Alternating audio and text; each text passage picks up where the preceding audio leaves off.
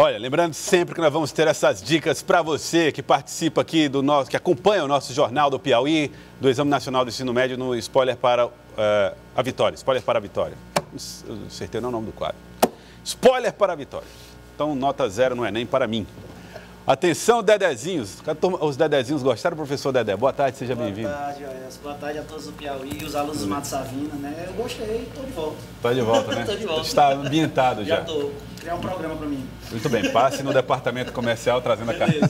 Professor Francis, seja bem-vindo, professor. Boa tarde, Joelson. Boa tarde, família Mato Savina. Boa tarde aos ouvintes, aos telespectadores do programa Jornal do Piauí. Muito obrigado pela presença, professor. Obrigado pela participação de vocês aqui conosco.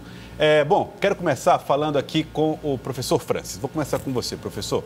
Porque o que é que acontece? As pessoas, às vezes, são fluentes em inglês, falam inglês. Aí tem uma prova de inglês para fazer, o que é que pensa? Eu vou estudar o resto. Inglês eu vou deixar para lá, porque já sei.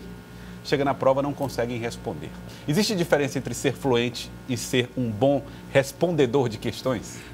Com certeza, Wilson. Muita gente se equivoca achando que, pelo fato de falar a língua, ele vai estar habilitado a fazer uma prova, a se dar muito bem no concurso. E a gente sabe que nem sempre é assim, porque senão todos nós que falamos português seríamos potenciais alunos de... não teríamos nenhuma dificuldade numa prova de língua portuguesa.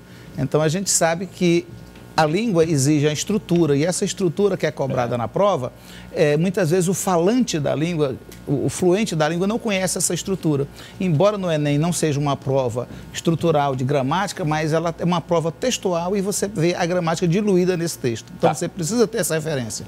Tá bom. Então eu tenho que saber olhar o texto e entendê-lo. Entender. Hoje a compreensão é textual e o Enem ele faz diferente dos vestibulares tradicionais, onde a gente hoje tem uma prova com diversidade de gênero textual. Antes você tinha uma prova científica e uma abordagem gramatical. Hoje o que é que você tem no Enem? Você pode encontrar um comic strip, uma tirinha, você pode encontrar uma nota de um bilhete, você pode encontrar até uma receita de bolo como texto, um fragmento de um poema que era impensado antes você colocar um poema, que era uma linguagem subjetiva, mas hoje você já tem questões do Enem com poema, com fragmento de poemas, com tirinhas, ou seja, o que é que ele quer? Ele quer fazer aí uma integração entre a língua, a compreensão textual e o dia a dia do aluno, o teu cotidiano. Então, no vestibular do Enem do ano atrasado, por exemplo, colocaram uma nota que era um aviso da polícia sobre a inspeção de bagagem no aeroporto, na alfândega. São situações que você pode viver no seu dia a dia. É uma situação do cotidiano que pode se transformar em um quesito de prova. E no quesito de prova, com certeza. Agora, muita gente faz o chamado inglês instrumental básico, que é tipo assim, ele não sabe o texto inteiro, não consegue traduzir o inteiro, mas uma palavra, um termo ou outro, e ele tem uma compreensão geral. Isso ajuda? Ajuda, porque quando a gente está fazendo o inglês básico, o instrumental, você tem algumas técnicas de leitura. Tipo, por exemplo, você fazer um skimming do texto, dar uma lida, uma varredura no texto como um todo, e sem se deter em nenhum ponto específico para tentar achar a compreensão geral, a ideia central desse texto. Você pode usar as palavras que parecem com o português, que são chamadas de cognatos, aquelas palavras que parecem com o português e são, na verdade, provenientes do latim, e ajuda você a ter uma compreensão do texto. Ainda pode analisar o título desse texto, a imagem que tem nesse texto, porque ela também conta a história do texto. É uma informação não verbal que vai falar do texto. Então, são técnicas que você usa para ajudá-lo na compreensão do texto. Agora, cuidado, Joelson, que muita gente confunde a compreensão, a interpretação textual com a tradução do texto. Tem muito aluno que diz assim. Tem, porque o aluno, ele pensa assim, eu não sei traduzir, como é que eu vou fazer uma prova? Você não precisa ser um tradutor para fazer prova de língua nenhuma. Você precisa ter algumas referências, você vai buscar alguns keywords, que são chamadas palavras-chave, e aquelas palavras-chave, elas vão te ajudar. Por exemplo, você está lendo um texto e encontra uma palavra lá, tipo, vamos dizer assim, globalization. Ora, dá para associar que é globalização, porque é um cognato, vem do latim. Então, isso vai te dar uma noção do que é que o texto está falando. E o que é que a questão quer abaixo? Ele quer a ideia central desse texto.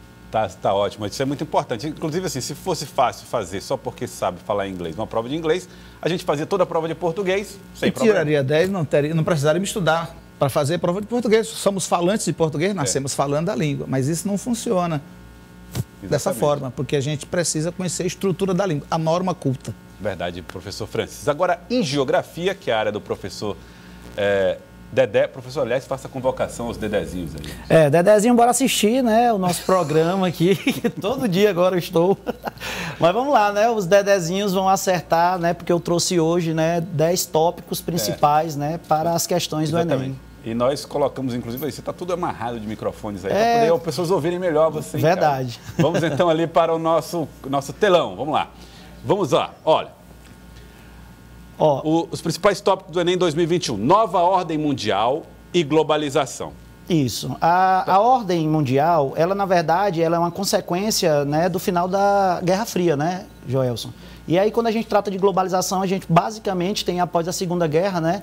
E essa estrutura de globalização, ela tem dois conceitos. Ela tem um conceito histórico, que é das grandes navegações, e tem um conceito, né, mais ligado às tecnologias que são após a Segunda Guerra Mundial. Hoje, a palavra-chave que é mais utilizada, gente, é a palavra desglobalização. Isso, desglobalização. Adivinha por quê, Joelson? Porque, na verdade, nós estamos inseridos em um problema que está acontecendo no mundo todo, que é o problema da perversidade da pandemia. O que é que está acontecendo? A pandemia não está mais integrando a gente, está desintegrando. A palavra integrar quer dizer globalizar. E quando a gente não está mais integrado, a gente está desglobalizando. Mas antes disso, o Brexit já não seria um sinal? O Brexit já é uma informação importante dessa desintegração. Desintegração, muito legal. Bora lá, outro tópico para a gente ir avançando aqui. Olha, atenção, fiquem atentos que geografia... cadê o outro lá? Vamos lá. Setores da economia, o que você pode destacar? A gente tem os 3 setores básicos, setor primário, secundário e terciário, mas o destaque no Brasil é as commodities agrícolas, né? Então a gente pode citar aí, por exemplo, o carro-chefe, que é a soja. Antigamente era a cana-de-açúcar e era o café, né? Hoje a gente tem a soja como o carro-chefe principal, inclusive um dos principais produtos do Piauí também, né? Por causa do Matopiba. E também colocar a questão da agricultura familiar, né? A agricultura familiar é aquela que nos alimenta internamente e a agricultura comercial é aquela que vende para fora. Próximo tópico para a gente chamar a atenção aí dos nossos candidatos. Atenção, Dedezinhos, blocos econômicos. Isso, blocos econômicos, nesse caso, a gente pode citar alguns blocos novos que chegaram, né? Como o Brexit, como você citou, né? Que é a saída do Reino Unido. Nós vamos ter aí também a criação de 2 outros blocos importantes. Nós vamos ter um bloco africano, né, no ano passado, que é a maior quantidade de nações, né, em um bloco. E a gente vai ter o RCEP, né, que é a China se juntando com mais 14 países, inclusive com amigos dos americanos, que é a Coreia do Sul e o Japão. Então é o bloco com a maior quantidade de PIB no mundo. Então são 2 blocos, isso, que no ano de 2020 foram criados e ainda não foram abordados em prova. Não. Foi novidades, hein, gente? Entendeu? Os blocos, vamos chamar de orientais. Isso, né? os blocos mais recentes, né? E que fecham os olhos para ideologias, inclusive, né? Focam na capacidade econômica. Vamos lá, próximo tópico, tá aí. Conceitos geográficos e cartografia. Isso é complicado, hein? Isso, aí até para os próprios professores de geografia, isso aí é inicialmente, né, os primeiros, digamos, tópicos que a gente aprende, né, na própria disciplina, né, na ciência geográfica. Então a gente vai ter aí, por exemplo, alguns conceitos como determinismo geográfico, possibilismo, né? Nós vamos ter aí as tradicionais, né, disciplinas da geografia, como geografia física e geografia humana, e a cartografia, né? A cartografia que é basicamente você utilizar um pouco da matemática com a geografia, né? Então tem que se atentar a esses detalhes, porque na verdade é reduzir, né, o espaço a caber dentro de um mapa. Mais difícil, né? Essa daí. Essa é uma das mais complicadas. Então, atenção com isso. Atualidades. Atualidades é bacana. Atualidades... Mas é preciso muita atenção. Isso, muita atenção. Largar a novela de mão e ir para o Jornal do Piauí, para outros jornais. Boa. E tentar, né, digamos que de certa forma, quando a gente falou ontem da questão dos mapas mentais, é tentar sintetizar o conhecimento a respeito, né, do fato que acontece. Então aí você pode fazer um fichamento, pega uma folha, divide em um meio, coloca o ano, o local, as causas e as consequências daquele fato, faz vários fichamentos de diversos temas e aí quando for estudar para o próximo da prova, estuda os fichamentos, né, de atualidades. Então, atualidades. Fiquem ligados nisso, gente. Olha, disputas imperialistas e comerciais. Sempre que se fala em interperialistas ou imperialistas, a gente fica pensando no período imperial. Imperial. E a gente vive uma nova disputa.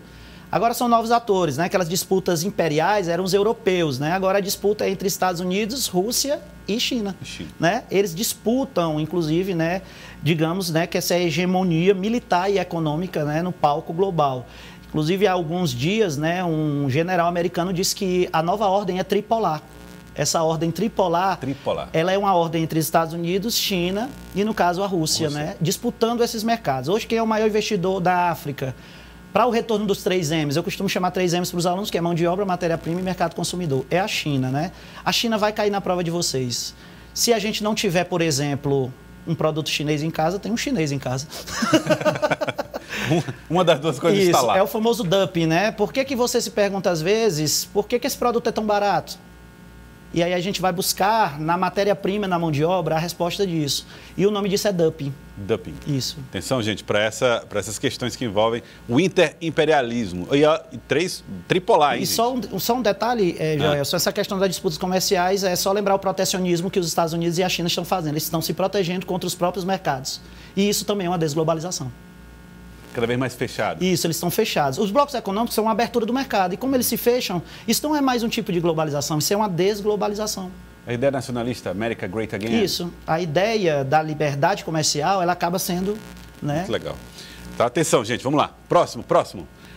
Conflitos internacionais. Não, geografia física e meio ambiente. Isso. Essa parte aí a gente tem que estudar todas para ver que cai aquela que a gente mais estudou. Às vezes cai mais a parte de relevo, mais a parte de geomorfologia. Cai a parte de biomas, a parte de clima, tem a parte de solos também, que é importante, e também a questão do meio ambiente.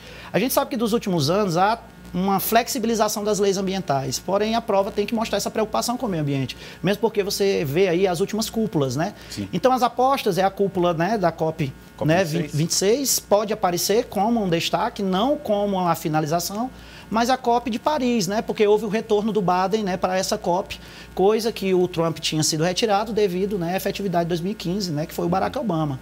Então foi a primeira medida que o Biden fez, foi voltar ao Acordo de Paris. Então, você acredita que essa deve ter mais atenção dos estudantes do que a COP26? Mais do que a COP de 26. Muito bem.